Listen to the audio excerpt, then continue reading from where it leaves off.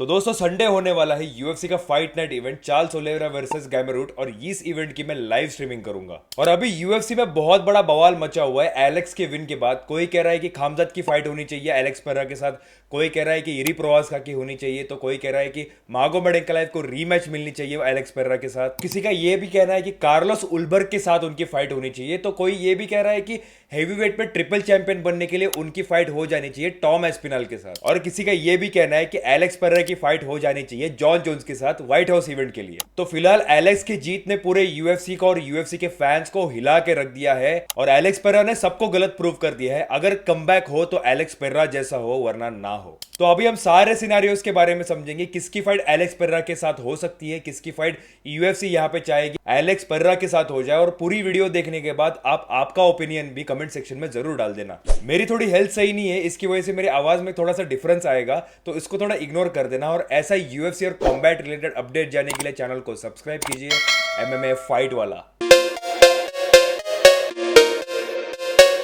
दोस्तों Alex Pereira face of UFC बन गए हैं 2022 से 2025। मानना पड़ेगा ये एलेक्स पेरेरा का एरा है। उसकी डिवीजन के सारे फाइटर्स को उसने स्वाइप आउट कर दिया है। और जहां पे लगा था मागोमेड एंकलाइव यहां पे लंबे समय तक चैंपियन बनेंगे, वहां पे ये भी गलत प्रूव कर दिया एलेक्स पेरेरा ने। उनको बहुत बुरी तरीके से डोमिनेट कर दिया। और मागोमेड एंकलाइव की नई अपडेट निकल के आई है कि उनकी रिब्स को इंजुरी हुई थी मैच के पहले। अब अली अब्दुल अजीज ने ये तो कहा है कि मैच के पहले उसकी रिब्स टूटी हुई है, ये सब, पर एग्जैक्टली पता नहीं है कि एलेक्स के फाइट के बाद यहां पे उसकी रिब्स टूटी है कि उसके पहले उसको इंजरी हुई थी। और उसके मैनेजर अली अब्दुल अजीज ने यह भी कहा कि ये फाइट चाहे तो वो रोक सकते थे बिकॉज ऑफ मागोमेड एंकलाइव की जो इंजरी हुई थी उसकी वजह से। दोस्तों एग्जैक्टली पता नहीं चल रहा है कि ये फाइट के बाद की इंजरी है कि फाइट के पहले की इंजरी है। और ये एक रीजन माना जा सकता है। अगर पहली मैच देखे एलेक्स पेरेरा वर्सेस मागोमेड एंकलाइव की, तो एलेक्स पेरेरा अपने फॉर्म में नहीं थे, वो भी इंज्योर थे ऐसा कहा जा रहा था। तो एलेक्स पेरेरा ने भी अपना बयान दिया था कि वो हेल्थ इशू से जा रहा है, उसकी सही तबीयत नहीं चल रही है। तब किसी ने एलेक्स पेरेरा को बिल्कुल सीरियसली नहीं लिया। अब मागोमेड का सीन क्या है वो पता नहीं चल रहा है एग्जैक्टली। अब समझेंगे जो सब कह रहे थे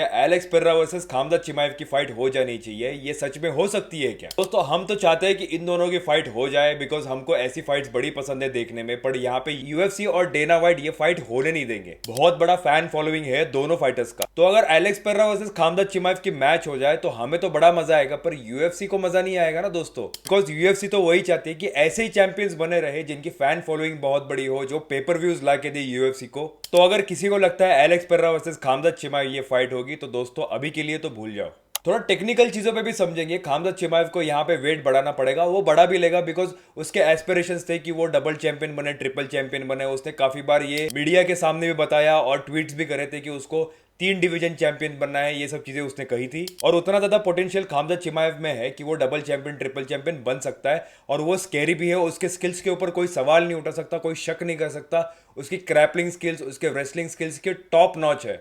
फिलहाल खामजाद चिमाएव अभी अभी चैंपियन बने हैं यूएफसी के मिडिल वेट डिवीजन में और अभी तक उन्होंने कोई टाइटल डिफेंस नहीं किया। तो यूएफसी तो यही चाहेगी कि फर्स्ट टाइटल डिफेंस हो जाए या फिर सेकंड टाइटल डिफेंस हो जाए, उसके बाद उनको वेट डिवीजन बढ़ा के उनकी फाइट करवाई जा सकती है।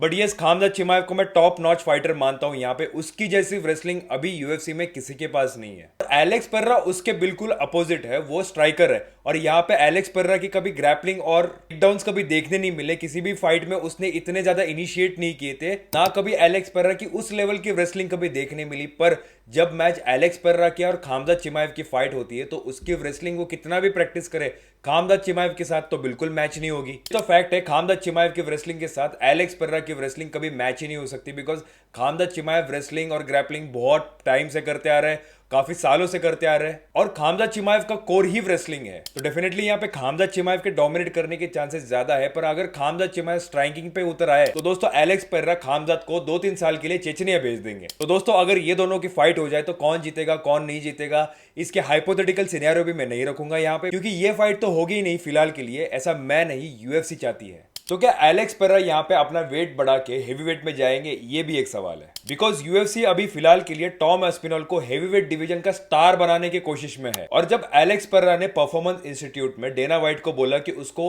वेट डिवीजन चेंज करके हेवीवेट में जाना है, तब डेना व्हाइट ने कुछ पॉजिटिव इंडिकेशंस नहीं दिए कि एलेक्स पेरेरा को यहाँ पे वेट मूव करके जाना चाहिए हेवीवेट में। एक चीज तो माननी पड़ेगी दोस्तों, एलेक्स पेरेरा का जो बॉडी फ्रेम है वो बिल्कुल हेवीवेट के लिए मैच होता है। और एलेक्स पेरेरा खुद यहाँ पे 3 डिवीजन चैंप बनना चाहते हैं और मुझे पर्सनली लगता है टॉम वर्सेस एलेक्स की जबरदस्त फाइट हो सकती है, पर ऐसा कहीं दिख नहीं रहा है कि डेना व्हाइट चाहेंगे एलेक्स पेरेरा हेवीवेट में आए। इस फाइट में कौन जीतेगा कौन नहीं जीतेगा ये सब के बारे में हम बाद में बात करेंगे, पर यहाँ पे हम पहले ये समझेंगे फैन पर्सपेक्टिव के पॉइंट ऑफ व्यू से मैं बोल रहा हूँ, बिकॉज यहाँ पे एलेक्स पेरेरा को बिल्कुल चांस है 3 डिवीजन चैंपियन बनने का। हाँ, एक चीज मैं मानता हूँ, हेवीवेट डिवीजन की पावर अलग होती है, वो अलग डायमेंशंस में लेके जाते हैं जब उनकी पावर का सामना होता है। But yes, Alex Pereira versus Tom Aspinall की फाइट की पॉसिबिलिटीज बिल्कुल है। तो दोस्तों, फैंस का ये भी कहना है कि एलेक्स पेरेरा की फाइट हो जानी चाहिए उसी की डिवीजन में। कार्लोस उल्बर्ग एक अच्छे कंटेंडर आ रहे हैं निकल के, ऊपर से इरी प्रोवास्का के साथ ट्रायलॉजी फाइट के बारे में बात हो रही है और मागोमेड एंकलाइव के साथ भी रीमैच के बारे में भी बात हो रही है। मुझे ऐसा पर्सनली लगता है यहाँ पे कार्लोस उल्बर्ग के साथ यहाँ पे यूएफसी एलेक्स पेरेरा की फाइट करा सकती है।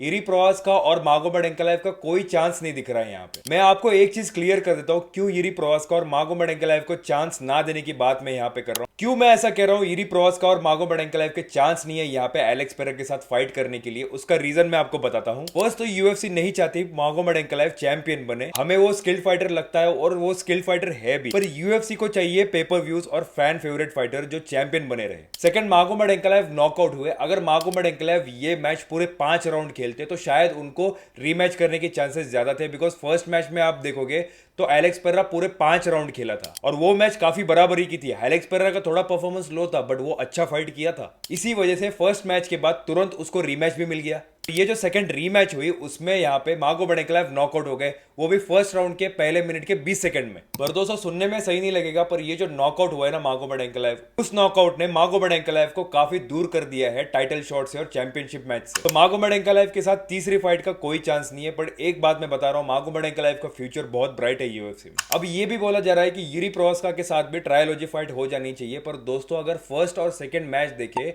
तो दोनों फाइट में भी यूरी प्रोवास्का यहाँ पे नॉकआउट हुए और सेकंड फाइट में तो यूरी प्रोवास्का को लिटरली एलेक्स पेरेरा ने डिस्ट्रॉय किया था। तो मुझे नहीं लगता यूरी प्रोवास्का को यहाँ पे चांस मिलेगा टाइटल शॉट के लिए। और अब बचा कौन इस डिवीजन में? कार्लोस उल्बर्ग, जो सच में हकदार है टाइटल शॉट के लिए। दोस्तों, एक चीज तो माननी पड़ेगी, कार्लोस उल्बर्ग 10 विन स्ट्रिक पे और लास्ट की जो उनकी फाइट हुई डोमिनिक रियास के साथ उसमें उन्होंने अच्छे से नॉकआउट निकाला। तो मुझे ऐसा पर्सनली लग रहा है कि यहाँ पे कार्लोस उल्बर्ग को यूएफसी का टाइटल शॉट देने की चांसेस ज्यादा है। यूरी प्रोवास्का को 2 बार ऑलरेडी टाइटल शॉट मिल चुका था एलेक्स पेरेरा के साथ, तो मुझे ऐसा नहीं लगता है कि यूरी प्रोवास्का को चांस मिलेगा। यहाँ पे नए कंटेंडर को चांस दिया जाना चाहिए। तो कार्लोस यहाँ पे डिजर्विंग फाइटर है बिकॉज उसने अभी तक कोई टाइटल शॉट नहीं फाइट करी और शायद यूएफसी भी यही चाहेगी, मुझे ऐसा लगता है। उस डिवीजन में मागोमेड के साथ नहीं, यूरी के साथ नहीं, पर कार्लोस उल्बर्ग के चांसेस ज्यादा है। बात करेंगे सबसे लेजेंडरी फाइट के बारे में जो कहा जा रहा है कि ये हो जानी चाहिए, Alex Pereira versus Jon Jones. यहाँ पे जब फाइट खत्म हुई मागोमेड वर्सेस एलेक्स पेरेरा की, तो एलेक्स पेरेरा का प्लान ये था कि वो जॉन जोन्स को कॉल आउट करेंगे, पर जॉन जोन्स के भाई ऑर्थो जोन्स का यहाँ पे डेथ होने की वजह से एलेक्स पेरेरा उनको कॉल आउट नहीं करते। यस, एलेक्स पेरेरा खुद ये चाहते हैं कि उनकी कोई मेगा फाइट हो जाए यहाँ पे जॉन जोन्स जैसे फाइटर के साथ, और एलेक्स पेरेरा ने ये भी कहा कि उनको व्हाइट हाउस इवेंट के लिए फाइट करना है। दोनों के करियर पे कोई सवाल नहीं उठाया जा सकता, दोनों की फाइटिंग स्किल्स भी टॉप नॉच है, दोनों की फाइटिंग स्किल्स काफी अच्छी है। तो ये पॉसिबल है कि Alex Pereira versus Jon Jones की एक मेगा फाइट देखने मिल जाए। और जैसे मैंने बताया, Alex Pereira is face of UFC now, और यूएफसी में फिलहाल कौन एक्टिव चैंपियंस है जो सबसे ज्यादा पॉपुलर है? एलेक्स पेरेरा, इलिया टोपुरिया, इस्लाम माकाशेव और खामजात चिमाएव। इनके अलावा तो पॉपुलैरिटी किसी की ज्यादा नहीं है।